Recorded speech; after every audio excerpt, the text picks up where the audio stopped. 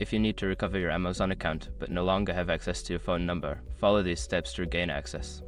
Step 1. Go to the Amazon sign-in page. Visit the Amazon website and click on the sign-in button. Enter your email address associated with your account and click on Continue. Step 2. Select Forgot Your Password.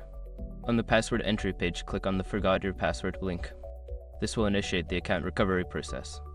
Step 3. Choose an alternative recovery method. Since you do not have access to your phone number, select an alternative recovery method.